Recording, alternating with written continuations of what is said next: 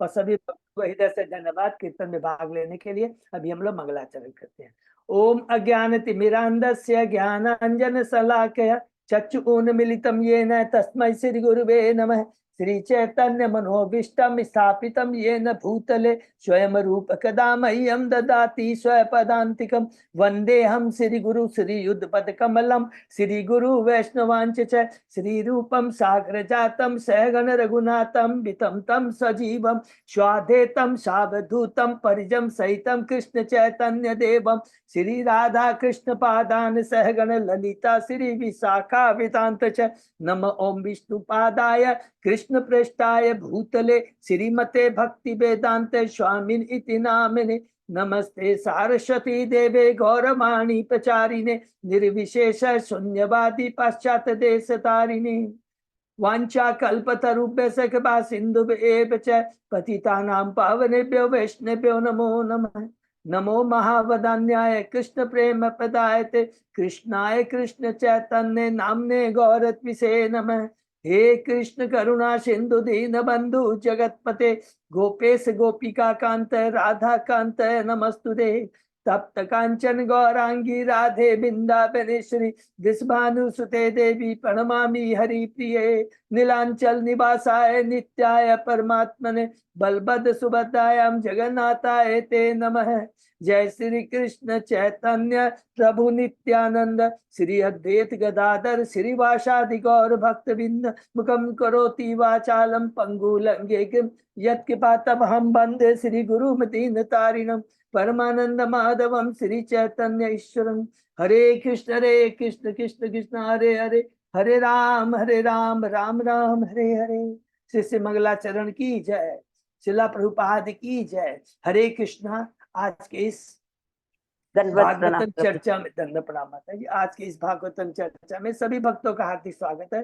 सभी भक्तों के चरणों में मेरा सादर दंडवत प्रणाम है। राधा माधव राधा गोविंद गुरु परम ऐश्वर्य परम भागवत की असीम कृपा से हम सब भक्त लोग मिलकर भागवतम के ऊपर में चर्चा कर पा रहे हैं। कल हम लोगों ने कैंटो 6 के 9वां अध्याय को समाप्त किया। आज 10वां अध्याय शुरू करेंगे। 9वें अध्याय तक इस कैंटो 6 में हमने क्या पढ़ा, क्या हमने सीखा, क्या चर्चा की, उसको हम संक्षेप में दोहराते हैं।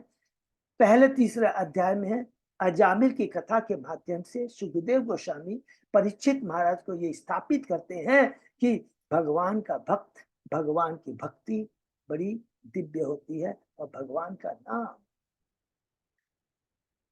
जब परीक्षित महाराज पूछते हैं कि जीवों को कैसे नरक में जाने से बचाया जा सकता है, तो सुखदेव गोस्वामी जी अलग अलग प्रायश्चित की विधि को बताने के बाद यही स्थापित करते हैं कि केवल भगवान कृष्ण के नाम रूप गुण लीलाओं के प्रति आकृष्ट होने से सारे जो हो जाता है, यही प्रायश्चित की सारी विधि। इसका मतलब क्या हुआ कि सारी भौतिक आसक्ति खत्म हो जाते हैं, सारे पाप खत्म हो जाते हैं, पाप करने की प्रवृत्ति खत्म हो जाती है और कृष्ण का प्रेम प्राप्त होता है। और इसके उदाहरण के रूप में अजामिल की कथा सुनाते हैं कि किस प्रकार वो एक वैश्या के संसर्ग में आकर के अपने पाप कर्म में लिप्त होता है।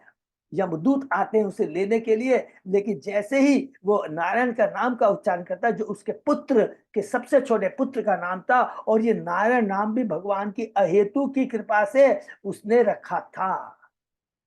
ये बहुत इंपॉर्टेंट है, इसको याद है, क्योंकि भक्ति कभी नष्ट नहीं होती। उसने भक्ति की थी, वो भक्त है, उच्च कोटि का ब्राह्मण था, लेकिन माया इतनी प्रबल है, कभी भी हमें धोखा दे देती है।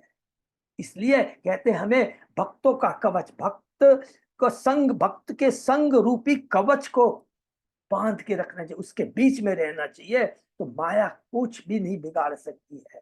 और इसमें कहते हैं जैसे ही यमदूत आते हैं, जोर जोर से वो अपने पुत्र का नाम पुकारता है, तुरंत वहां पर 4 विष्णु दूत, नारायण 4 शब्दों का नाम बोलता है तो 4 विष्णु दूत आते हैं, हरि बोल, और उनसे कहते हैं कि तुम इसे नहीं ले जा सकते हो। तो यहाँ पर सुंदर तर्क वितर्क होता है। यमदूत कहते हैं कि किसमें इतनी हिम्मत है जो यमराज के अधिकार क्षेत्र में हस्तक्षेप किया है। तो विष्णुदूत कहते हैं तुम्हें धर्म के बारे में मालूम है, और बहुत सुंदर उत्तर देते हैं यमदूत, यस, जो शास्त्रों में लिखा है धर्म के अनुसार अनुसार जो कार्य है वो धर्म है, और धर्म के विरुद्ध, शास्त्रों के विरुद्ध सॉरी जो कार्य है वो अधर्म है। साक्षात भगवान वेद है। और ये किससे सुना है, ये बहुत इंपॉर्टेंट में लिया जाए, हमने साक्षात यमराज से सुना है। इसको हमेशा याद रखेंगे कि हमें प्रामाणिक गुरु से, आचार्यों से और महाजनों से सुनना चाहिए, क्योंकि यमराज भी 12 महाजनों में एक है। और फिर कहते हैं इसने अपने गलत पाप करने के लिए प्रायश्चित नहीं किया, और इसलिए हम इसे दंड देने के लिए यमराज के पास ले जा रहे हैं। पहला अध्याय खत्म होता है, दूसरा अध्याय में फिर विष्णुदूत बहुत सुंदर उत्तर कहते हैं कि तुमने इतना तो बात बताया, लेकिन भक्त तुम्हें मालूम है वास्तविक कौन आदमी दंडनीय है और कौन आदमी दंडनीय नहीं है। वो सिंपली एक ही बात बोलते हैं, तुम्हें यह जानना होगा कौन दंडनीय है, कौन जिसने भगवान के चरणों में अपने को समर्पित कर दिया है वो दंडनीय नहीं हो सकता, क्योंकि वो भगवान की कोमुद गदा द्वारा सुरक्षित रहता है। इसने बिना किसी स्वार्थ के असहाय अवस्था में भगवान के नाम का उच्चारण किया है, और ये कह करके उसके जो रस्सी है उसको काट देते हैं। यमदूत नर्वस हो जाते हैं, नाराज होकर के सीधा यमराज के पास चले जाते हैं। तीसरे अध्याय में हमने पढ़ा यमराज द्वारा अपने दूतों को उदार, जब यमदूत यमराज के पास जाते हैं और बड़े क्रोधित में कहते हैं कि आपके ऊपर भी, मुझे समझ में नहीं आता इस ब्रह्मांड में कितने नियंता है। तो यमराज कहते क्या बात हो गई, अरे आपके आदेश के अनुसार हम यमराज अजामिल को दंड देने के लिए यहाँ लेके आ रहे थे, लेकिन वो दिव्य विष्णु चारदूत ने हमें रोक लिया। क्यों रोक लिया, क्योंकि जैसे हम लेके आ रहे थे तुरंत उसने चिल्ला चिल्ला करके नारायण नाम का उच्चारण किया। यमदूत यमराज खुश हो जाते हैं, माने जैसे उसने सुना अरे मेरे प्रभु का नाम ले रहे हैं, तब वो बताते हैं कि देखो वास्तविक नियंता तो मेरा कृष्ण भगवान है। हम इंद्र ब्रह्मा शिव ये सब तो क्या है उनके नियंत्रण में।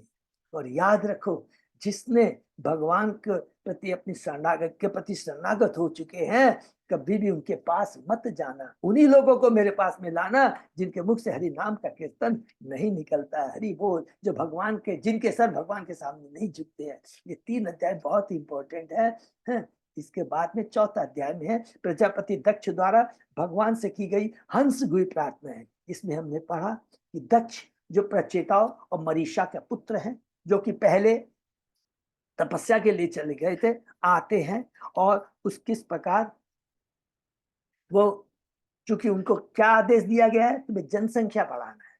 तो पहले जब जनसंख्या बढ़ाना शुरू करते हैं तो तुष्टि नहीं होती है, तो वो विंध्याचल पर्वत में चले जाते हैं तपस्या करने के लिए, और वहां पर बहुत सुंदर जो प्रार्थनाएं करते हैं जिसका नाम है हंस गुई प्रार्थना है। भगवान प्रसन्न होते हैं और कहते हैं कि मैं तुमसे बहुत प्रसन्न हूँ, और प्रजापति पंचन की पुत्री अक्षनी मैं तुम्हें प्रदान करता हूँ, और इस कन्या के गर्भ से जनसंख्या की वृद्धि करो। 5वें अध्याय में प्रवेश करते हैं। प्रजापति दक्ष द्वारा नारद मुनि को शाप, बहुत सुंदर है, भगवान विष्णु की माया से प्रेरित होकर। हरि बोल। दक्ष सोचता कि मेरे को भगवान के दर्शन हो गए हैं और मैं अब जनसंख्या बढ़ाऊंगा, 10,000 पुत्र उत्पन्न करते हैं। लेकिन उन जो तपस्या करने जाते हैं तो नारद मुनि उन्हें भक्त बना देते हैं। गुस्सा करता है। ब्रह्मा जी कहते हैं कोई बात नहीं, पुनः 1,000 पुत्र उत्पन्न करता है। उनको भी नारद जी भक्ति से जोड़ देते हैं। फिर क्रोधित हो जाता है और उसके बाद में दक्ष को अभिशाप देता है। क्या अभिशाप देता है कि तुम एक स्थान पर कभी कहीं एक बार नहीं रह पाओगे। नारद जी खुश हो जाते हैं क्योंकि ये अभिशाप नहीं बरदानता, और पलटकर वह दक्ष को अभिशाप नहीं देते। वो चाहते तो कुछ भी कर सकते थे। वो दिव्य भक्त हैं, दिव्य भक्त हैं। 6वें अध्याय में हम लोग प्रवेश करते हैं। दक्ष की कन्याओं का वंश। इस बार हमने देखा कि ब्रह्मा जी की प्रार्थना पर दक्ष ने 60 कन्याएं उत्पन्न की, जो कि अलग अलग ऋषियों को, ब्राह्मणों को दे दिया। जैसे धर्मराज को, कश्यप मुनि को, चंद्रदेव को, भूत अंगिरा के शस्त्र इनको दिया। और विशेष करके हमने इसमें डिटेल में पढ़ा इसके बारे में कि आदित्य, जो 12 आदित्य कश्यप और अदिति से उत्पन्न हुआ, जिसमें त्वष्टा एक देवता है और वो किस प्रकार रचना एक दैत्य की पुत्री से ब्याह करता है और उससे पुत्र होता है विश्वरूप, जो आगे चलकर उन देवता उन्हें अपना पुरोहित बनाते हैं। 7वें अध्याय में प्रवेश करते हैं। इंद्र द्वारा गुरु बृहस्पति का अपमान, इसमें हमने देखा कि किस प्रकार इंद्र अपने गर्भ में आकर करके, घमंड में आकर ऐश्वर्य के प्रति अंधा होकर करके बृहस्पति के चरणों में अपराध करता है और उसके चलते सारे उसके ऐश्वर्य पुण्य खत्म हो जाते हैं। और जब असुर देखते हैं कि ये ऐश्वर्य विहीन हो गया है, शक्ति विहीन हो गया है, तुरंत उस पर आक्रमण करते हैं और उन पे जीत लेते हैं। उसी लहूलुहान अवस्था में सारे देवता ब्रह्मा जी के पास आते हैं। ब्रह्मा जी उनसे धत्कारते हैं, कहते हैं कि तुम लोगों ने एक दिव्य ब्राह्मण, परम पर ब्रह्म ज्ञाता और इंद्र के में रखने वाले बृहस्पति का अनादर किया है और इसीलिए तुम्हारे सारे ऐश्वर्य चले गए। तुम तुरंत विश्वरूप के पास जाओ और उसे अपना गुरु स्वीकार करो। देवता विश्वरूप के पास जाते हैं और अपनी चतुराई से, बड़ी चतुर, देवता बड़े चतुर होते हैं, बात करने में बहुत ही वो माहिर होते हैं। उनको प्रसन्न कर लिया, विश्वरूप ने भी उनकी प्रार्थना को स्वीकार कर लिया, यह सोच करके मैं अपने स्वार्थ के लिए स्वीकार करता हूं, क्योंकि वो ब्राह्मण है, वो ज्ञानी है, देवता है, वो देवता है, सतोगुणी वाले। और इस प्रकार हमने यहाँ 8वें अध्याय में प्रवेश करते हैं कि विश्व रूप ने नारायण के नामक एक सुधात्मक स्रोत की रचना की। इस भूतपूर्व मंत्र से उन्होंने असुर का ऐश्वर्य छीनकर स्वर्ग को राजा इंद्र को दे दिया। विश्वरूप ने राजा इंद्र को यह गुप्त बता दिया जिससे इंद्र की रक्षा हो सकी और असुरों की सहन शक्ति जीत ली गई। 9वें अध्याय में हम लोग प्रवेश करते हैं। वृत्तासुर का आविर्भाव, ये बहुत इंपॉर्टेंट है। इसमें हमने देखा कि देखो, इंद्र ने जीत लिया असुरों को, फिर भूल गया, क्योंकि जो ऐश्वर्य के में अंधा होता है, भले वो सतोगुणी लेवल पर हो, हम भक्ति करें, लेकिन जब तक कॉन्स्टेंटली हम भक्तों के संग नहीं रहेंगे, भक्ति नहीं करते रहेंगे, गुरु के संग में हमारा संग नहीं, गुरु की कृपा प्राप्त नहीं करेंगे, तो कभी भी हम धोखा खा सकते हैं। वही हाल इंद्र का हुआ। उसने एक बार जब देखा विश्वरूप यज्ञ कर रहा है और यज्ञ में चोरी चोरी असुरों के नाम की भी आहुति डाल रहा था, तो उसने गुस्से में आकर कर करके विश्वरूप के तीनों सर्प को काट देता है। और उसके बाद में किस प्रकार वो ब्रह्म हत्या के पाप की यातना को भोगता है और अपनी शुद्धि के लिए वो हत्या के पाप को 4 जनों में पृथ्वी, जल, वृक्ष, स्त्रियों में बांट देता है। और उसके बाद में हमने देखा कि इधर त्वष्टा जो विश्वरूप का पिता है क्रोधित हो जाता है, एक यज्ञ करता है और इसलिए कि उससे एक ऐसा पुत्र मिले जो इंद्र को मार सके, लेकिन यज्ञ में त्रुटि होने के कारण उसने ये प्रार्थना मांगी कि मुझे ऐसा पुत्र मिले जो इंद्र के द्वारा मारा जा सके।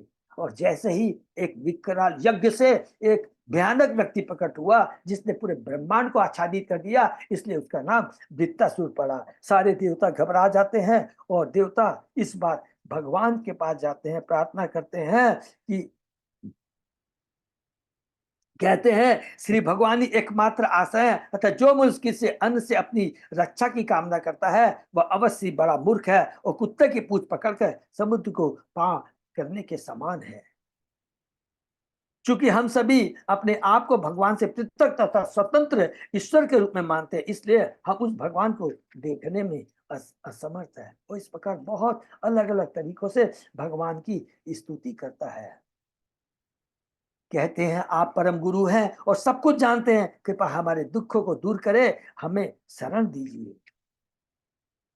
फिर यहाँ भगवान प्रसन्न होते हैं और कहते हैं हे प्यारे देवो, तुम लोगों ने अत्यंत ज्ञान पूर्वक मेरी स्तुति की है, भक्ति पूर्वक नहीं। बहुत ध्यान से सुनेंगे यह कि जिससे मैं तुम लोगों से अत्यंत प्रसन्न हूं। हे बुद्धिमान देवताओं में श्रेष्ठ, यह सत्य है कि यद्यपि मेरे प्रसन्न हो जाने पर किसी के लिए कुछ भी प्राप्त कर लेना कठिन नहीं होता। तो भी, देखिए लिखा तो भी शुद्ध भक्त जिसका मन एकांत भाव से मुझ पर स्थित है, मेरी भक्ति में निरत रहने से अतिरिक्त और कुछ भी नहीं मांगता। अरे एक किसी राजा के पास जाते हैं और उसको कहते हैं कि मुझे केवल एक पेट भर रोटी दे दो, तो मूर्ख कहलाएगा ना वो। अरे तू राजा के पास गया है, खाली पेट भर की रोटी मांग रहा है, राजा से हीरे जवाहरात महल मांग ले। तो उसी प्रकार भगवान के पास जाकर जो भौतिक जगत से छुटकारा दिला सकते हैं, दिव्य आनंद की प्राप्ति सकते हैं, उसके पास जाकर हम भौतिक सुख मांग रहे हैं। ये सारा भौतिक विश्व इस भौतिक जगत में ही है, और ये पूरा जगत जन्म मृत्यु का है, इसमें जन्म मृत्यु का चक्र चलता रहता है। प्रभु बात कहते हैं, इसका तात्पर्य यह हुआ कि देवतागण शुद्ध भक्त नहीं थे, यद्यपि भगवान को प्रसन्न कर लेने पर उनसे कुछ भी प्राप्त कर लेना सहज है, किंतु देवता सदैव भौतिक लाभ की आकांक्षा को लेकर ही भगवान के पास जाते हैं। भगवान चाहते थे कि देवता उनसे अमृषित अर्थात शुद्ध भक्ति के लिए प्रार्थना करे, किंतु उन्होंने अपने सत्व के संहार के लिए प्रार्थना की, जो कि एक भौतिक याचना थी। शुद्ध भक्त तथा भौतिक पद पर आश्रित भक्त का यही अंतर है। अप्रत्यक्ष रूप से भगवान दुखी थे कि देवताओं ने शुद्ध भक्ति की याचना क्यों नहीं की। तो उसके बाद दूसरे श्लोक में कहते हैं, जो लोग भौतिक संपत्ति, भगवान कहते हैं, जो लोग भौतिक संपत्ति को ही सब कुछ या जीवन का परम ध्येय मानते हैं, वे कंजूस कृपण कहलाते हैं। वे आत्मा की परम आवश्यकता को नहीं जानते। यही नहीं, जो ऐसे मूर्खों की इच्छा की पूर्ति करता है, उसे भी मूर्ख मानना चाहिए। तो क्या भगवान भी मूर्ख है क्या, जो देवताओं की? नहीं, भगवान अब एक ऐसे अद्भुत कर्मणा है कि इंद्र के माध्यम की दधीची और वृत्तासुर के माध्यम से इंद्र को शिक्षा देंगे कि देख, तूने भौतिक ऐश्वर्य मांगा, तेरे को भौतिक जगत मिला, लेकिन मेरे परम भक्त हैं दधीची और वृत्तासुर, उनको मेरा आध्यात्मिक धाम मिला। इसको स्थापित करने के लिए भगवान ने इंद्र की बात मानी। ये बहुत इंपॉर्टेंट चीज है। प्रभुपाद जी कहते हैं, भगवान श्री कृष्ण मूर्ख नहीं है, वे अत्यंत बुद्धिमान है। जब कोई श्री कृष्ण से भौतिक लाभ की इच्छा करता है, तो उसे वे वस्तुएं न देकर उससे बुद्धि प्रदान करते हैं। तेसाम सत्ययुक्ता नाम भजताम प्रीति पूर्वकम ददामी बुद्धि में योग। ये बहुत इंपॉर्टेंट है, जिससे वह भौतिक कामनाएं त्याग कर उनके चरण कमलों में आसक्त हो जाए। हरि बोल। चेतन चेतन में विषम, चेतन महापुरुष कहते हैं, आमी विज्ञ ए मूर्ख विषय कहनो दिबो, स्वचरणामृत दिया विषय भुलाई। हरि बोल। क्योंकि मैं अत्यंत बुद्धिमान हूं, अतः मैं मूर्ख को धन क्यों दूं।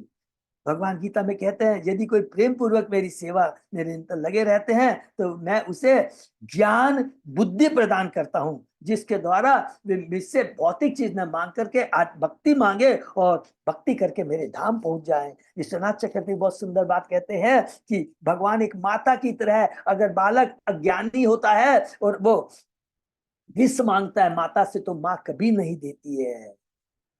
अतः जो बुद्धिमान मनुष्य वैष्णव भौतिक बंधन से अपनी मुक्ति की कामना करता है भगवान से, उसी में उसका असली कल्याण है और उसी में उसका कल्याण है। हरि बोल। अतः भक्ति योग में दक्ष शुद्ध भक्त कभी भी अज्ञानी पुरुष तो भौतिक के लिए कर्म करने के लिए उपदेश नहीं देता। ऐसा शुद्ध भक्त उस अनुभवी वैद्य के समान है, जो रोगी के चाहते हुए भी उसे कुपथ्य ग्रहण करने के लिए प्रोत्साहित नहीं करता। अंत में भगवान कहते हैं, ठीक है तुम्हारी भौतिक इच्छा है, तो याद रखे, बहुत इंपॉर्टेंट पॉइंट है। बोलेगा अरे भगवान, तो आपने तो कहा भगवान दे, नहीं, भगवान इंद्र को किस प्रकार उसकी चेतना में परिवर्तन लाएंगे, उसको समझाएंगे, तू ये जो कर रहा है तेरे में और मेरे भक्त में क्या फर्क है, इस चीज को स्थापित करने के लिए भगवान कहते हैं, मैं तुम्हें परम ज्ञानी तथा तपस्या में अत्यंत सिद्ध दधीची के पास जाने की राय देता हूं। उनके पास जाकर उनका शरीर मांगो, इसमें संदेह मत करो, जो कि दधीची धर्म के ज्ञानी है। धर्म के ज्ञानी किसको कहते हैं? जो भगवान के आदेश का पालन करता है। मेरा आदेश है तुम जाओ दधीची के पास, और दधीची को मालूम है कि कृष्ण का आदेश है, विष्णु का आदेश है, तो फिर वो कुछ भी नहीं जानता है, खाली विष्णु के आदेश को पूरा करने में वो अपना जीवन बिता दिया है। क्योंकि दधीची धर्म के ज्ञानी है। जब दधीची अपना शरीर दे दे तो विश्वकर्मा के पास जाना और उनकी हड्डियों से वज्र तैयार कर देना। वह वज्र मेरी शक्ति से युक्त होने के कारण निश्चित रूप से वृत्तासुर का वध होगा। तो जो एक एक मनुष्य की जब वो भगवान की भक्ति करता है तो याद रखेंगे उसका शरीर भी दिव्य हो जाता है, उसके मांस हड्डी सारे दिव्य हो जाते हैं। यही बात भगवान कहते हैं कि दधीची का जो शरीर है साधारण शरीर नहीं है, उसमें मेरी कृपा जुड़ी हुई है, मेरी शक्ति जुड़ी हुई है, और मेरी शक्ति युक्त होने के कारण निश्चित रूप से वित्तासुर उसका बंद होगा। यदि वित्तासुर तीनों लोगों को विनष्ट कर सकता है कि तुम डरो मत। ये दूसरी बात कहते हैं, वह तुम्हें हानि नहीं पहुंचाएगा। हरि बोल। अर्थात वह भी भक्त है और तुमसे कभी भी विद्वेष नहीं करेगा, अर्थात वो खुद सरेंडर हो जाएगा, तुमको घबराना नहीं है। अर्थात विश्वामित्र और दधीची दोनों भगवान के परम भक्त है। भगवान क्या क्या आदेश है, उस आदेश को सिद्धार्थ कर कर करके इंद्र को लॉलीपॉप दे देते हैं कि तुमको इस शरीर से इतना मोह है, तुम्हें इतनी संपत्ति से ऐश्वर्य से मोह है, अरे ये तो विनाशशील है, कभी ना कभी नष्ट हो जाएगा, ले लो। गोपाल जी कहते हैं विषाभूत दधीची, जैसे शुद्ध भक्त के लिए जीने तथा मरने में कोई अंतर नहीं होता, क्योंकि जब तक वह जीवित रहता है अर्थात इस भौतिक जगत में रहता है, भगवान की भक्ति करता है, और देह त्यागने के बाद वैकुंठ में भी भगवान की भक्ति एवं सेवा करता है, अर्थात उसकी भक्ति कभी रुकती नहीं है, सदैव चलती रहती है। हरि बोल। इसमें करके हम ये अध्याय 9 समाप्त करते हैं। आज अध्याय 10 शुरू करते हैं। ओम नमो भगवते वासुदेवाय। ओम नमो भगवते वासुदेवाय। ओम नमो भगवते वासुदेवाय। नारायण नमस्कृत्य नरं चैव नरोत्तमं देवी सरस्वती व्यासं ततो जयम् उदीरे। नष्टप्रायेषु अभद्रेषु नित्यं भागवत सेवया भगवती उत्तम श्लोके भक्ति भवति नैष्ठिकी। कृष्णाय वासुदेवाय देवकी नंदनाय च नंद गोप कुमाराय गोविंदाय नमो।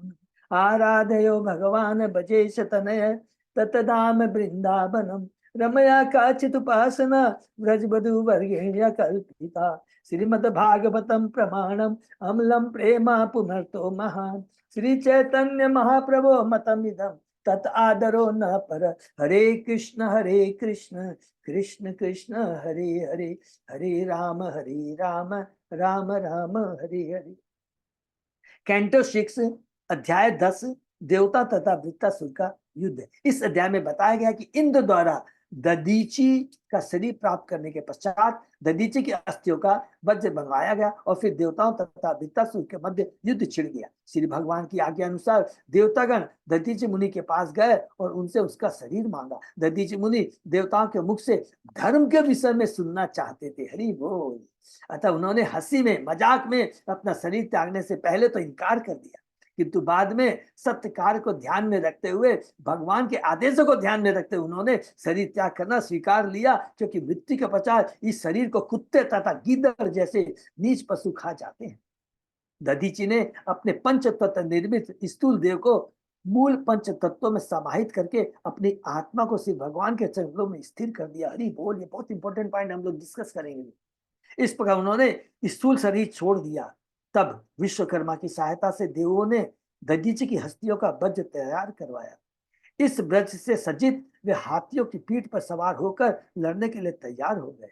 सत्य युग के अंत तथा त्रेता युग के प्रारंभ में देवता और असुरों में भीषण युद्ध हुआ। देवों का तेज न सहने के कारण असुर युद्ध भूमि में भाग गए, किंतु उनका नायक वृत्तासुर अकेला छूट गया।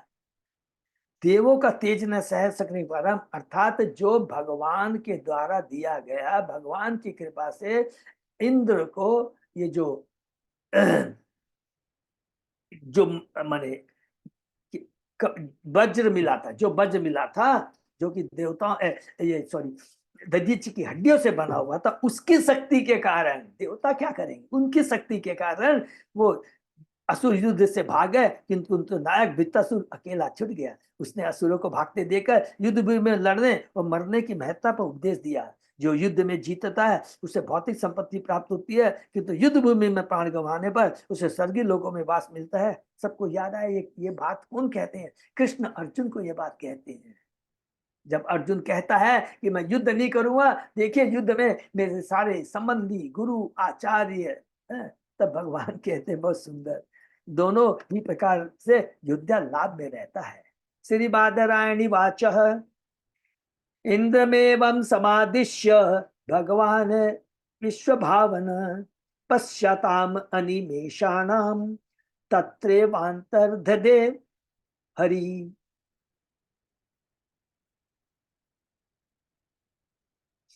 श्री सुखदेव गोस्वामी ने कहा, इस प्रकार इंद्र को आदेश देकर श्री भगवान हरि जो दृश्य जगत के कारण स्वरूप है, देवताओं के देखते देखते वही अंतर्धान हो गए। तथा अभियाचितो देवे ऋषि आथर्वण महान आथर्वणो महान मोद नाम उवाचेदम प्रहसनीव भारत। हे राजा परीक्षित, भगवान की आज्ञा अनुसार देवतागण अथर्वा के पुत्र दधीचि के पास पहुंचे। वे अत्यंत उदार थे और जब देवताओं ने उनसे शरीर देने की प्रार्थना की तो वे तुरंत तैयार से हो गए, किंतु उनसे धार्मिक उपदेश सुनने के उद्देश्य से वे हंसे और विनोद में मजाक में इस प्रकार बोले, अपि बिंदारकायूयम न जानीत शरीरिणाम संस्थायाम यतु अभिद्रोहो दुष्सह चेतना अपह। हे देवताओं, मृत्यु के समय तीक्ष्ण असह्य वेदना के कारण समस्त देदारी जीवात्माओं की चेतना जाती रहती है। क्या तुम्हें इस वेदना का पता नहीं है? अरे जब शरीर छोड़ते कितना कष्ट होता है, लेकिन वो कहते हैं किसको शरीर छोड़ने में कष्ट होता है? जो शरीर के प्रति आसक्त होते हैं। और जो शरीर के प्रति आसक्त नहीं होते हैं वो याद रखेंगे कि उसका जो शरीर होता है वो शरीर से और आत्मा से डिटैच्ड रहते हैं। जब दधीचि ने शरीर छोड़ा तो याद रखेंगे दधीचि ऑलरेडी अपने शरीर से डिटैच्ड हो गया था, उसको कोई लेना देना था। उसकी आत्मा परमात्मा के ध्यान में निमग्न हो गई थी। ये बहुत इंपॉर्टेंट चीज है जानना, और ये सारे शुद्ध भक्त के संग ऐसा होता है, कोई कष्ट नहीं होता है क्योंकि ऑलरेडी वो शरीर से डिटैच्ड हुए होते हैं। जिजीविषुणाम जीवानाम आत्म से आत्म प्रेष्ठ इहे इप्सितः क उत्साहेत तम दातुम भिक्षमाणाय विष्णवे। इस भौतिक जगत में प्रत्येक जीवात्मा को अपना शरीर अत्यंत प्रिय। हरि बोल। अपने शरीर को अक्षुण बनाए रखने के संघर्ष में वह सभी प्रकार से यहाँ तक कि अपना सर्वस्व न्यौछावर करके रक्षा करने का प्रयत्न करता है। अतः ऐसा कौन है जो अपना शरीर किसी अन्य को दान देना चाहेगा, भले भगवान विष्णु क्यों न मांगे। हरि बोल। कितना उत्साह है देखिए है दधीचि। कहा गया है आत्मानम सर्वतो रक्षेत ततो धर्म ततो धर्म। मनुष्य को सब प्रकार से अपने शरीर की रक्षा करनी चाहिए, तब वह धर्म और उनके बाद अपने धन की रक्षा करे। यही समस्त जीवात्माओं की कामना होती है। कोई भी अपना शरीर तब तक त्यागना नहीं चाहता जब तक कोई बलपूर्वक काल छीन न ले। यद्यपि देवताओं ने कहा कि वे भगवान विष्णु के आदेशानुसार अपने लाभ के लिए दधीचि का शरीर मांग रहे हैं, किंतु दधीचि ने अपना शरीर देने से एक तरह इंकार कर दिया। श्रीदेव वाचः किमनु तत दुस्तज्यम ब्रह्मण पुंसाम भूतानुकंपिताम भवत विधानाम महताम पुण्य श्लोके कर्मणाम। देवता ने उत्तर दिया, हे ब्राह्मण, आप जैसे पवित्र तथा प्रशंसनीय कार्य वाले पुरुष सभी व्यक्तियों पर परम दयालु और वत्सल होते हैं। ऐसे पवित्र आत्माएं परोपकार के लिए क्या नहीं दे सकती? वे सब कुछ, यहाँ तक कि अपना शरीर भी दे सकती है। जैसे देवता उसको विश्व रूप को बोलते हैं ना, पटाते हैं ना, उसी तरह यहाँ पर दधीचि को बोल रहे हैं। नूनम स्वार्थ परो लोको न वेद पर संकटम यदि वेद न याचेत नेति ना है यदीश्वर। जो परम स्वार्थी होते हैं वे अन्यों की पीड़ा को सोचे बिना उनसे याचना करते हैं, किंतु यदि याचक दाता की कठिनाई को जान ले तो वह कोई वस्तु न मांगे। इसी प्रकार जो दान दे सकता है वह याचक भिखारी की कठिनाई नहीं समझ, अन्यथा जो कुछ भी वह उसे देने में इनकार नहीं करेगा। हरि बोल। तात्पर्य इस श्लोक में दो प्रकार के लोगों का वर्णन है। एक वे जो दान देते हैं और दूसरे जो दान मांगते हैं। बिच्छू को चाहिए कि वह संकटग्रस्त मनुष्य से दान न मांगे, बहुत अच्छी बात है भौतिक दृष्टि से। उसी प्रकार जो दान दे सकता है उसे चाहिए कि वह बिच्छू को इनकार न करे। शास्त्र के यही नैतिक उपदेश है। चाणक्य पंडित का कहना है, संनिमिते वरम त्यागो विनाश्य विनाशे नियते क्षति। इस संसार की प्रत्येक वस्तु नष्ट हो जाएगी, अतः प्रत्येक वस्तु का उपयोग सत्कार के लिए करना चाहिए। और यहाँ सत्कार के लिए करना चाहिए, परम उसका परम सदुपयोग होना चाहिए, अर्थात भगवान की भक्ति में लगाना चाहिए। यदि कोई ज्ञानी है तो उसे सत्य कार्य के लिए कुछ भी नवाचार करने के लिए तत्पर रहना चाहिए। इस समय संपूर्ण विश्व ईश्वरहीन सभ्यता के जादू में रहने से भयानक परिस्थिति में है। कृष्ण भक्त आंदोलन को ऐसे अनेक विद्वान पुरुषों की आवश्यकता है जो ईश्वर की चेतना भक्ति को संपूर्ण जगत में पुनर्जीवित करने के लिए आत्म बलिदान कर सके। अतः हम समस्त विद्वान पुरुषों तथा इष्टियों को इस कृष्ण आंदोलन में सम्मिलित होने एवं मानव समाज में भगवत भावना को पुनर्जागृत करने, आत्म बलिदान करने के लिए आह्वान करते हैं। हरि बोल। देखिए हमारे कृपालु प्रभुपाद जी बता रहे हैं कि जीवन इसीलिए है, पहले आचार और फिर प्रचार। श्री ऋषिवाच धर्मम व श्रोतु कामे मन यूयम में प्रत्युदाहिता। एष वह प्रिय प्रियमात्मानं त्यजंतम संत्य संत्यजामि अहम। परम साधु दधीचि ने कहा, मैंने तुम लोगों से धर्म की बातें सुनने के लिए ही अपना शरीर देने से इनकार कर दिया है। अब यद्यपि मुझे अपना शरीर अत्यंत प्रिय है, तो भी तुम लोगों के कल्याण के लिए मैं इसको छोड़ दूंगा, क्योंकि मैं जानता हूं कि यह आज नहीं तो कल अवश्य मुझे छोड़ देगा। ये देखो शिक्षा दे रहे हैं देवताओं को। यो अदुवेन आत्मान आत्मना आत्मना ना था न धर्म न यश पुमान ही हेत भूत दयाश सोच स्थावरे अपि। हे देवो, जो न तो दुखी प्राणियों पर दया दिखाता है और न धार्मिक नियम या अच्छुन कीर्ति के महान कार्य के लिए अपने नश्वर शरीर की बलि कर सकता है, वह निश्चय जड़ प्राणियों तक के द्वारा दिखाया जाता है। इस प्रसंग में भगवान चेतन महाप्रभु तथा वृंदावन के 6 गोस्वामी ने एक आदर्श उपस्थित किया है। जहां तक श्री चेतन महाप्रभु का संबंध है, श्रीमद् भागवत में कहा गया है, त्यक्त्वा सुदुरस्तज्य सुर इपिशत राज्य लक्ष्मी धर्मिष्ठा आर्यवचसा यतगात अरण्यम माया मृगम दयितया इप्सितम अन्वधावत वंदे महापुरुष ते चरणारविंदम। हम भगवान के उन चरण कमलों को नमस्कार करते हैं जिनका हमें सदैव स्मरण करना चाहिए। उन्होंने अपना गृहस्थ जीवन यहाँ तक कि अपने नित्य संगनी को भी त्याग दिया, जिसकी पूजा स्वर्ग के वासी तक करते हैं। लक्ष्मी को वे माया के द्वारा भोगे पतित आत्मा के उद्धार के लिए वन में चले गए। संन्यास ग्रहण करने का आग्रह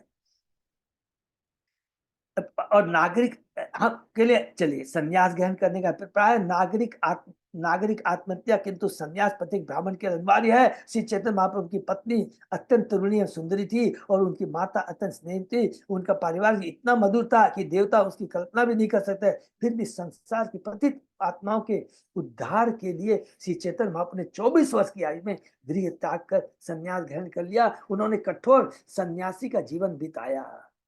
इसी प्रकार उनके 6 गोस्वामी समाज में अच्छे पदों पर मंत्री थे, किंतु वे सब कुछ त्याग कर श्री चैतन्य महाप्रभु के आंदोलन में सम्मिलित हो गए। श्रीनिवास ये कितने, देखिए कि भगवान का कितने भगवान के पालू है। भगवान के आदेश के अनुसार भगवान ने स्वयं अपने आचरण के माध्यम से बताया है कि ये मनुष्य योनि बहुत दुर्लभ है, इसका सदुपयोग होना चाहिए। इसका सदुपयोग का मतलब क्या है? खुद भगवान की भक्ति करे और दूसरों को भी भगवान की भक्ति से जोड़े। ये स्वयं चेतन महाप्रभु ने अपनी छोटी सी आयु में अपनी परम सुंदरी पत्नी को, अपनी माता तक को त्याग दिया, बद्ध जीवों के कल्याण के लिए संन्यास धारण किया। ये हमें बहुत समझना है, ये बहुत इंपॉर्टेंट है। तो श्रीनिवास आचार्य कहते हैं, तक्त्वा तूर्ण मशेष मंडल पति श्रेणी सदा तुच्छवत भूत्वा दीन गणेश को करुणया कौपिन कनथाश्रितो।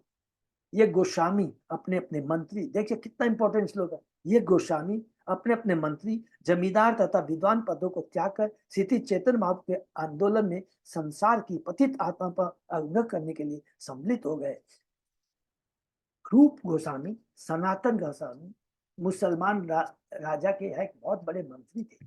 रघुनाथ दास गोस्वामी बहुत बड़े जमींदार थे। उनके पिता की साल की कितनी 12 लाख सोने की अर्सा की इनकम थी। सब कुछ त्याग कर करके चेतन महाप्रभु के चरणों में समर्पित होकर के उनके आदेश का पालन कर करके बड़े बड़े शास्त्रों को लिख कर करके हम बद्ध जीवों का कल्याण किया। उन्होंने शास्त्र लिखी, गुप्त तीर्थ स्थानों को उजागर किया, विग्रहों की स्थापना की और प्रचार किया। यही इंस्ट्रक्शन था रूप गोस्वामी को भी और सनातन गोस्वामी को चैतन्य महाप्रभु का।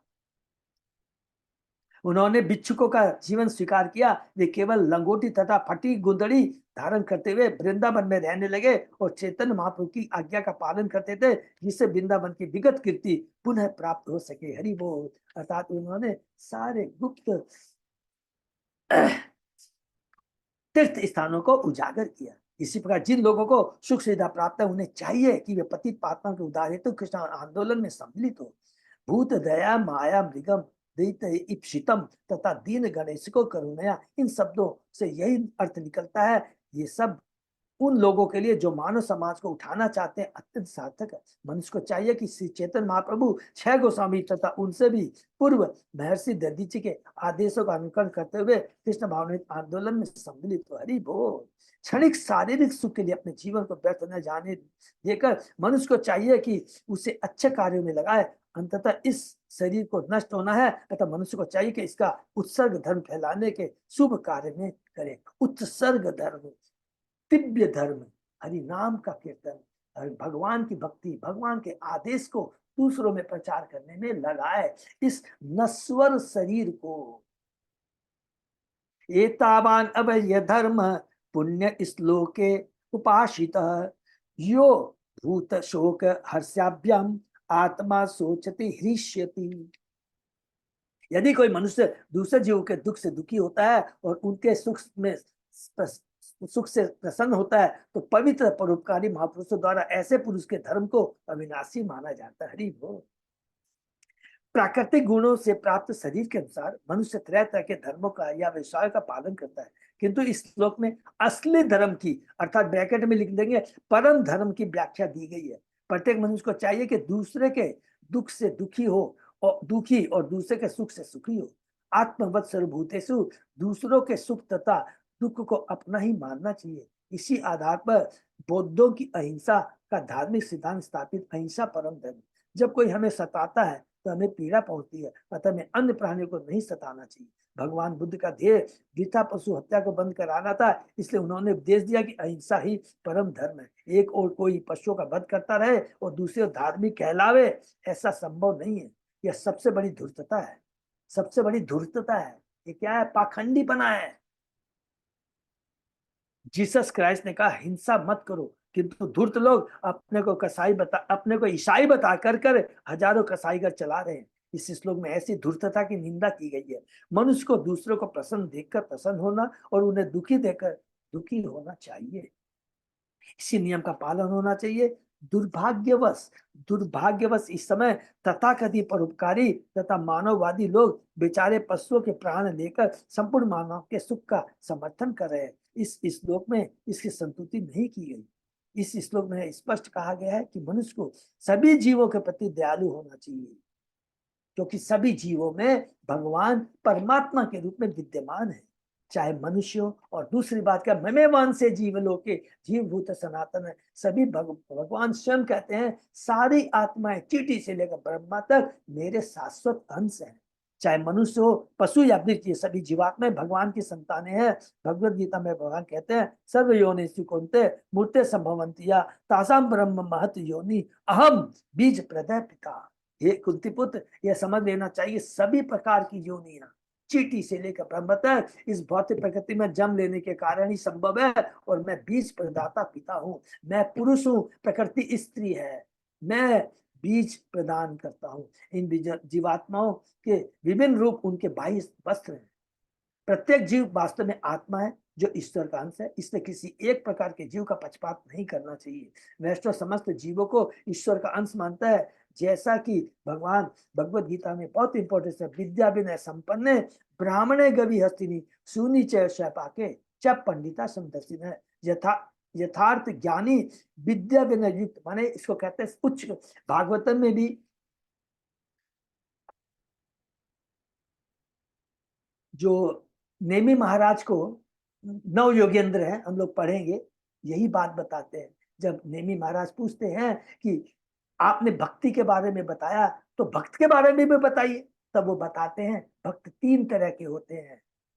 सर्वयोनिषु को, माने वो पहला भक्त है जो केवल सारी जीवात्माओं को देखता है ना, उसके शरीर को नहीं देखता, उस शरीर के भीतर बैठी हुई आत्मा को देखता है, जो कि भगवान का अंश है, इसलिए सभी जीवों के प्रति कृपालु होता है। उसका मनोभाव ऐसा रहता है कि मुझसे ज्यादा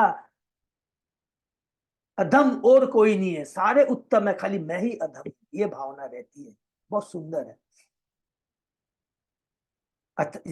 यथार्थ ज्ञानी विद्या विनय युक्त ब्राह्मण गाय हाथी कुत्ते चंडाल में समान दर्शी होते हैं। किसको? उत्तम कोटि के भक्त को।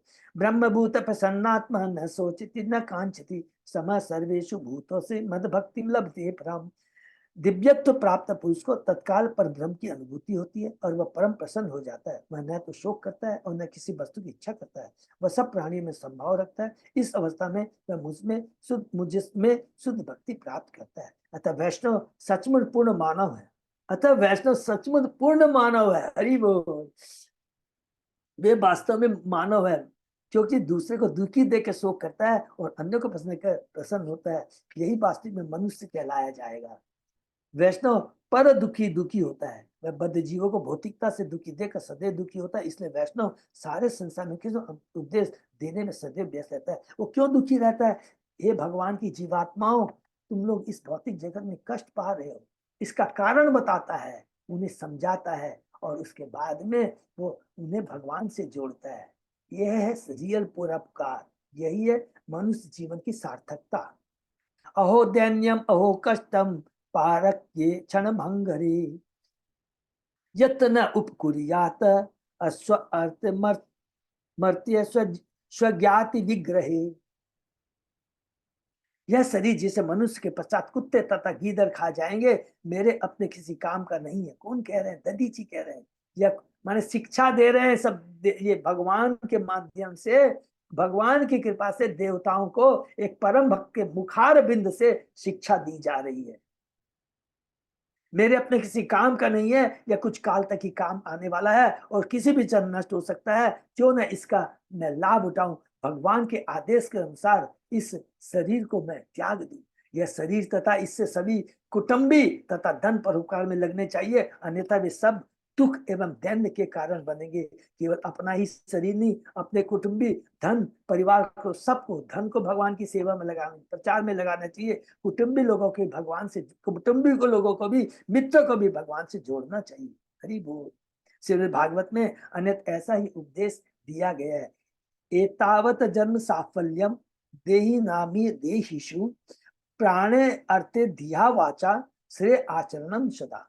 यह प्रत्येक जीव का धर्म है कि अपने जीवन, धन, बुद्धि तथा वाणी से अन्यों के हित के लिए शुभ कार्य करे। यही जीवन का संदेश है। अपना शरीर तथा अपने मित्रों एवं परिजनों के शरीर तथा अपनी संपत्ति एवं जो कुछ भी है वह सारा परोपकार में लगा देना चाहिए और परोपकार का मतलब समझना चाहिए। ऐसा नहीं कि मानव सेवा, माधव सेवा नहीं। परोपकार का मतलब है दूसरे बद्ध जीवों को भी ये ज्ञानकारी दे कि तुम शरीर नहीं, तुम आत्मा हो, भगवान के शाश्वत अंश हो, और अपना जो भगवान से खोया हुआ संबंध विच्छेद हो गया, टूट गया, उसे भक्ति के द्वारा पुनः स्थापित करो। श्री चैतन्य महाप्रभु ने कहा, भारत भूमि ते होलो मनुष्य जन्मजार, जन्म सार्थक करी करो परोपकार। जिसने इस भारत भूमि में मनुष्य रूपी में जन्म धारण किया है, उसे चाहिए कि वह अपने जीवन को सफल बनाए और अन्यों के हित के लिए कार्य करे। उपकुर्यात शब्द का अर्थ है पर उपकार, अर्थात दूसरों की सहायता। निसंदेह मानव समाज में ऐसी अनेक संस्थाएं जो दूसरों की सहायता करती है, किंतु परोपकारी समाज से भी यह नहीं जानते कि अन्यों की सहायता किस प्रकार की जाए। अतः अन्यों की सहायता किस, वास्तविक सेवा क्या है, वास्तविक परोपकार क्या है, वो लोग नहीं जानते हैं। अतः उनकी समाज सेवा की लालसा प्रभावशाली नहीं होती। अर्थात कोई प्रभावशाली माने शाश्वत प्रभाव नहीं डालता है। अरे उसको रोटी कपड़ा मकान दे दिया, आज दे दिया, कल फिर वो भूखा होगा। जिसके प्रारब्ध में जो लिखा वो मिलेगा। अगर वास्तव में उसका कल्याण चाहते हैं, उसको कृष्ण भक्ति से जोड़ो, भगवान को भोग लगा के उसे प्रसाद दो। यही वास्तविक कल्याण है और यही वास्तव में प्रभावशाली होगा और शाश्वत होगा। वे जीवन के चरम उद्देश्य श्रेय आचरणम को नहीं जानते, जो वास्तव में परमेश्वर को प्रसन्न करना है। यदि समग्र समाज सेवी तथा मानवतावादी गतिविधियां जीवन के उद्देश्य को प्राप्त करने, श्री भगवान को प्रसन्न करने की और निर्देशन हो, तभी वे पूर्ण होगी। श्री कृष्ण के बिना कोई भी मानवतावादी कार्य व्यर्थ है। श्री कृष्ण को प्रत्येक गतिविधि का केंद्र बनाना होगा, अन्यथा ऐसी गतिविधि का कोई मूल्य नहीं है। हरि बोल। श्रीवादरायणी वाच एवं कृत व्यवस्थितो ध्यंच अथर्वण तनुम परे भगवती ब्रह्मणि आत्मानं संयम जहो।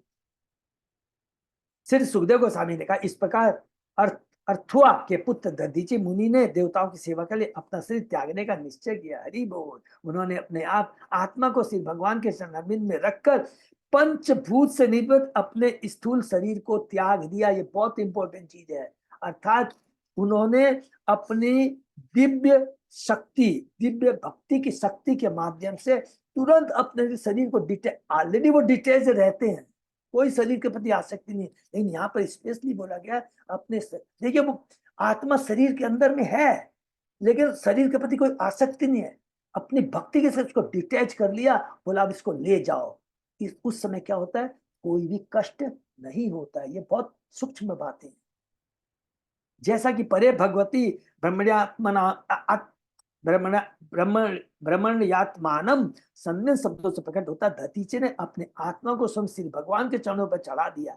इस प्रसंग में धृतराष्ट्र द्वारा अपना शरीर छोड़े जाने की घटना का उल्लेख किया जा सकता है, जिसका वर्णन श्री भागवत प्रथम के पहले कैंटो के 3 अध्याय के 25 में हुआ है। धृतराष्ट्र ने उन पंच तत्वों में जिसमें उसका शरीर बना था पृथक करके उन्हें तत्त आगारों में बांट दिया। दूसरे शब्दों में उन्होंने उन 5 तत्वों को आदि महत्व में मिला दिया। अब अपनी भौतिक बुद्धि के द्वारा उन्होंने भौतिक संबंधों से आत्मा को पृथक कर लिया और अपने आप को सिर्फ भगवान के चरणारविंद में अर्पित कर दिया। इस संबंध में एक अन्य दृष्टांत दिया जाता है, बहुत सुंदर है। जब कोई मिट्टी का पात्र टूटता है तो पात्र के भीतर का सूक्ष्म आकाश, उसके अंदर में जो ईथर आकाश होता है, बाह्य बृहत आकाश में मिल जाता है। मायावादी दार्शनिक से भागवत के इस विवरण को ठीक से नहीं समझते, इसलिए रामानुज स्वामी ने अपने ग्रंथ वेदांत तत्व सार में वर्णन किया है। आत्मा के मिलन का अर्थ है कि 8 तत्वों क्षिति जल पावक गगन समीर अहंकार मंबूत से निर्मित शरीर से अपने को पृथक करके आत्मा अपने आप को सनातन रूप में, जो कि शाश्वत है, श्री भगवान की सेवा में लग जाता है। हरि बोल। ईश्वर परम कृष्ण सच्चिदानंद विग्रह अनादि आदि गोविंद सर्व कारण। भौतिक तत्वों का भौतिक कारण भौतिक शरीर को सोख लेता है और आत्मा अपने आदि स्वरूप को ग्रहण कर लेता है। जैसा कि चैतन्य भाव ने कहा, जीव स्वरूप है कृष्ण नित्य। जीवात्मा की स्वाभाविक स्थिति श्री कृष्ण के शाश्वत दास की है। जब मनुष्य आत्मज्ञान से, अनुसरण से तथा भक्ति से इस भौतिक शरीर पर विजय प्राप्त कर लेता है, तो वह अपनी स्थिति को पुनः प्राप्त करके भगवान की भक्ति में लग जाता है। हरे कृष्णा। अजय पोदाबू थोड़ा आज यही पर विराम दे रहे हैं, और की थोड़ा सा सेवा है। और कल, हाँ प्रभु, और कल मंदिर में भी क्लास है, तो कल भी क्लास नहीं कर पाएंगे, तो परसों ग्रहण। हरे कृष्णा। बहुत सुंदर है। देखिए इस दधीचि मन, इसको इसलिए अच्छे से और आगे जाएंगे, कितना आध्यात्मिक शिक्षा प्रद है। आप बोलेंगे प्रभु ये बोलना तो बहुत आसान है, लेकिन प्रैक्टिकल नहीं, कुछ भी नहीं। मैं खाली आपको उज्ज्वलन उदाहरण देता हूँ, हिज होलीनेस जय पताका स्वामी गुरु महाराज का। इससे बड़ा उज्ज्वलन उदाहरण नहीं हो सकता। आप विश्वास कीजिए, जब भी डॉक्टर, जब भी कोई उनसे पूछा, आज तक मैंने नहीं सुना कि वो ये बोले हो कि मेरे को कोई शारीरिक कष्ट है। जब भी उनसे पूछते हैं गुरु महाराज आपको कष्ट है, तो पर्स बोलेंगे हाँ कष्ट है। क्या कष्ट है गुरु महाराज? क्योंकि तुम हरि नाम जप नहीं कर रहे। नर्स पूछती है कि आपको गुरु महाराज क्या है? बोलते हैं कि नहीं, मुझे यही कष्ट है कि तुम। हाँ, नर्सें रो देती हैं। अभी रिसेंटली मैंने आपको बताया था, डॉक्टर सेन दिल्ली में सेन, डॉक्टर सेन इतने कष्ट में है, जैसे ही वो उनके रूम में इंटर करते हैं, डॉक्टर बोलना चाहता है कि गुरु हाउ आर यू, पहले वो पूछते हैं, गुरु महाराज से पूछते हैं हाउ आर यू, रोने लगता है वो, कितना ख्याल रखता है गुरु महाराज का, अभी भक्ति कर रहा है, जप कर रहा है। तो जो परम पुरुष होते हैं, महान आत्मा, उनका एकमात्र कष्ट यही है कि किस प्रकार भगवान की जो आत्माएं हैं, शाश्वत जो अंश है, इस भौतिक जगत से कैसे वो छुटकारा पा सके। यही, इसी में उनकी खुशी है और इसी कार्य के लिए उनका सारा जीवन क्या समर्पित होता है। हरे कृष्णा। तो हम भी कुछ हद तक कर सकते हैं, कुछ हद तक हमें तो उतनी योग्यता नहीं है, जब तक भगवान की कृपा जो मिली है, आज हम भक्ति कर पा रहे हैं, तो हमारा ये प्रश्न होना चाहिए, सेवा भाव बहुत होना चाहिए। और ये सेवा भाव जब आएगी, जब हम मंदिर में जाके सेवा करेंगे। अब याद रखेंगे, ये अपने आप नहीं आएगी, भले कहीं नहीं तो मन में आएगा, अरे आज तो यार बरसात हो गई, आज तो ये हो गया, अच्छा आज नहीं जाएंगे, फोन कर देते हैं प्रभु जी नहीं आएंगे। नहीं, भगवान से बनाइए, परीक्षा लेते हैं भगवान कि भगवान देखिए कुछ ना हो हमें मंदिर में की सेवा न रुक जाए हमसे, तो देखेगा 110% तुरंत भगवान व्यवस्था बना देंगे। सारी हमारी जो चेतना है ना उल्टी, उसको सीधा कर दे। हर पल पर भगवान परीक्षा लेते हैं, ये याद रखिए। हमारे ऊपर निर्भर करता है कि हम उस परीक्षा में उत्तीर्ण होते हैं या फेल होते हैं। तो भक्त कभी फेल नहीं होता है, एक बार भी फेल भी होता है तो भगवान पुनः उसको चांस देते हैं, जैसे हम लोगों को धीरे धीरे चांस दे रहे हैं, तो उसका हमें लाभ उठा। हरे कृष्णा। यहीं पे विराम देते हैं। बहुत बहुत धन्यवाद सभी भक्तों को। और फिर हम लोग परसों क्लास करेंगे, ठीक है। अजय प्रताप। हरे कृष्ण। हाँ प्रभु। हरे। सभी भक्तों को बहुत बहुत धन्यवाद। तो आज से नहीं विराम करते हैं, फिर परसों उसमें साथ में।